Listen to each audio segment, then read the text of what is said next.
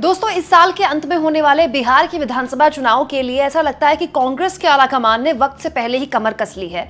इस साल में राहुल गांधी का कल से शुरू होने वाला तीसरा बिहार का ये जो यात्रा है, ये इस बात की तस्दीक करती है। अमूमन कांग्रेस आलाकमान के लिए कहा जाता है कि चुनाव के दौरान वक्त पर नहीं चेतती है कांग्रेस आलाकमान, लेकिन जिस तरह से केवल अभी अप्रैल का महीना ही चल रहा है और 3 बार मतलब मंडे को तीसरी बार यानी कल तीसरी बार राहुल गांधी बिहार पहुंच जाए, ये बताता है दोस्तों कि राहुल गांधी बिहार चुनाव को लेकर काफ़ी सीरियस है।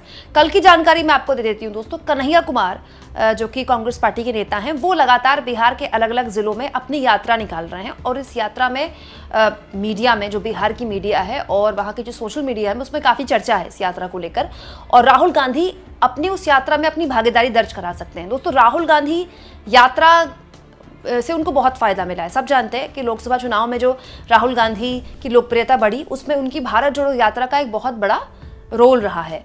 उसी की तर्ज पे यहाँ पर बिहार में कन्हैया कुमार यात्रा निकाल रहे हैं और राहुल गांधी अपनी मौजूदगी उस यात्रा में दिखा रहे हैं। ये इस बात का इशारा करता है कि राहुल गांधी को फुल सपोर्ट है कन्हैया कुमार का। हालांकि ये सपोर्ट क्या इंडिया गठबंधन में एक अलग तरह की तकरार पैदा कर सकता है, इस पर तो हम बात करेंगे दोस्तों। साथ में आपको ये भी बताऊंगी मैं कि एनडीए के अंदर क्या चल रहा है बिहार के अंदर। सबसे पहले राहुल गांधी का पूरा कार्यक्रम आपके सामने रख देती हूँ। कल बेगूसराय में राहुल गांधी शामिल होंगे और वहाँ इस यात्रा का तो हिस्सा बनेंगे ही। उसके बाद जो संविधान को लेकर उनके कार्यक्रम होते हैं अलग अलग शहरों में, वैसा ही एक कार्यक्रम है, उस कार्यक्रम में उन्होंने शामिल होना है। इसके अलावा दोस्तों, आखिरी कार्यक्रम तो नहीं है उनका, लेकिन ऐसा माना जा रहा है कि राहुल गांधी इन दोनों कार्यक्रमों के बाद अंत में कांग्रेस पार्टी के दफ्तर जा सकते हैं और वहाँ कार्यकर्ताओं से उनकी बातचीत हो सकती है। अब राहुल गांधी को यहाँ क्यों आना पड़ा अचानक से, मैं आपको बताती हूँ।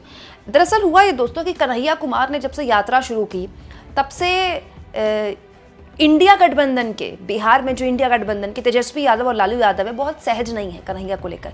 देखिए, कांग्रेस पार्टी के 2 नेता जो है ना, पप्पू यादव या कन्हैया कुमार, दोनों लालू यादव और तेजस्वी यादव की आंखों पे खटकते हैं। अब पप्पू यादव क्यों खटकते हैं उसका तो पूरा इतिहास है, सब जानते हैं।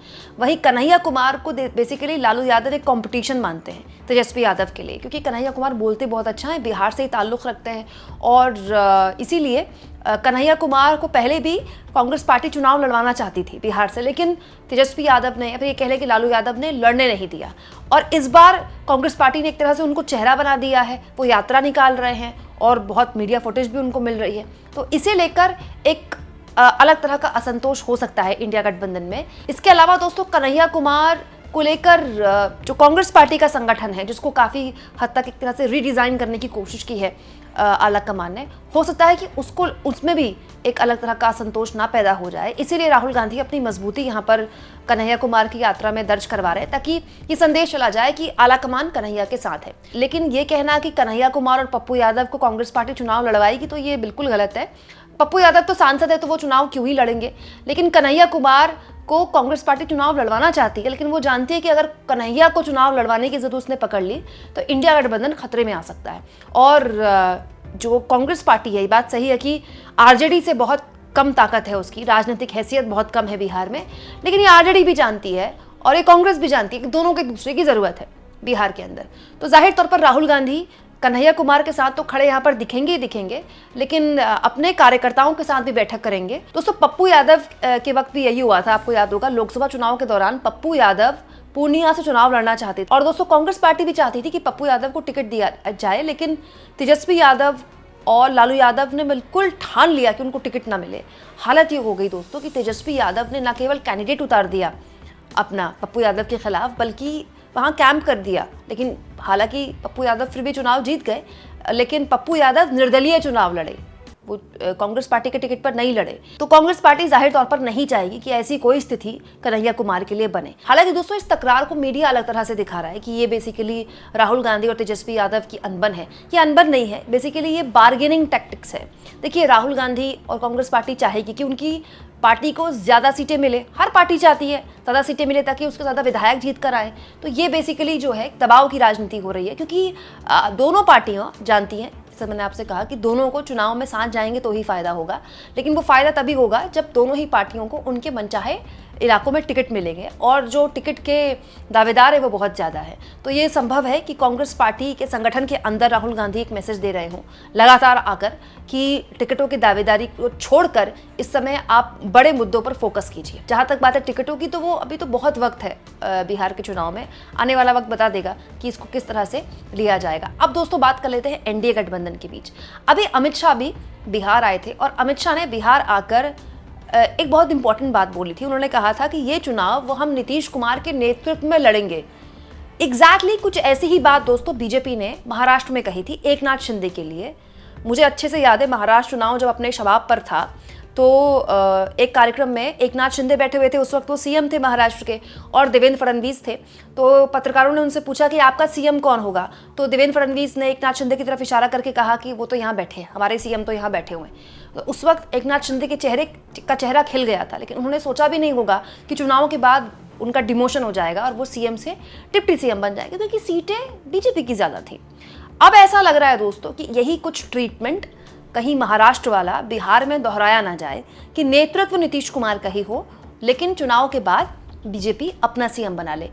क्यों? क्योंकि दोस्तों बिहार में नीतीश कुमार की पर्सनल एंटी इनकम्बेंसी तो है ही। इतने लंबे टाइम से आप सीएम हैं, चाहे इस पार्टी के साथ हो या उस पार्टी के साथ, सीएम आप ही रहते हैं।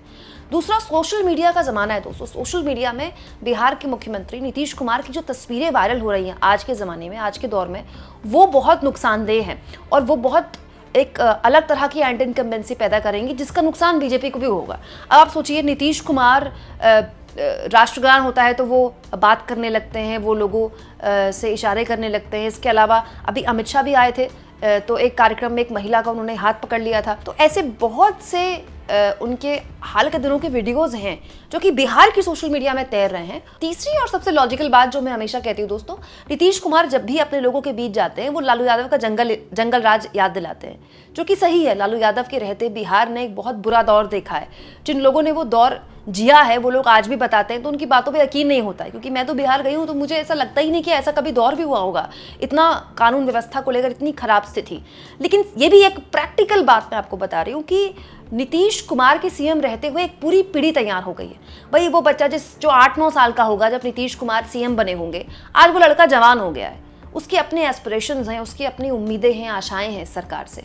उसको जंगल राज की बातें अपने घर वालों से वो सुनता होगा, नीतीश कुमार से भी सुनता होगा, लेकिन उसने देखा नहीं ना वो जंगल राज।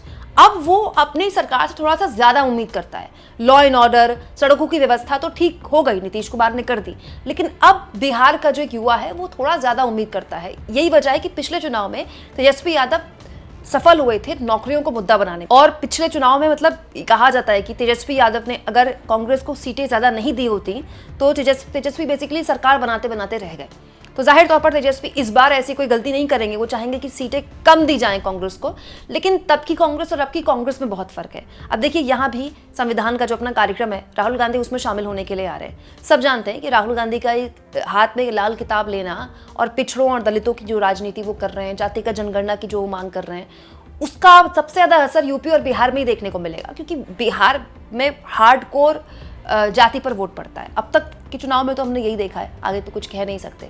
तो जाहिर तौर पर इस राहुल गांधी की रणनीति में जमीन पर कितना असर दिखेगा वो तो खैर देखने वाली बात होगी, लेकिन कांग्रेस पार्टी भी चाहेगी कि ज्यादा सीटें उसको मिले। अब ये बार्गेनिंग जो है वो दोनों ही गठबंधनों में चल रही है, एनडीए में भी, इंडिया में भी।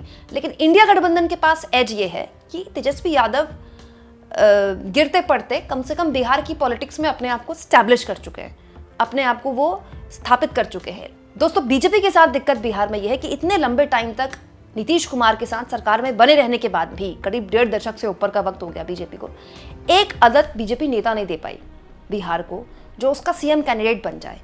आपको क्या लगता है दोस्तों, आने वाले वक्त में बिहार में क्या होने वाला है? और कन्हैया कुमार की यात्रा क्या वाकई में इंडिया गठबंधन को मजबूत करेगी, या फिर उसके सिरे या फिर उसकी जो कमियां हैं वो बाहर सतह पर ला देगी? कमेंट बॉक्स में जरूर लिखें और जितना हो सके चैनल को शेयर करें, सब्सक्राइब करें, और थैंक्स और ज्वाइन के ऑप्शन से अगर आप चाहें तो कुछ आर्थिक मदद भी चैनल की जरूर करें।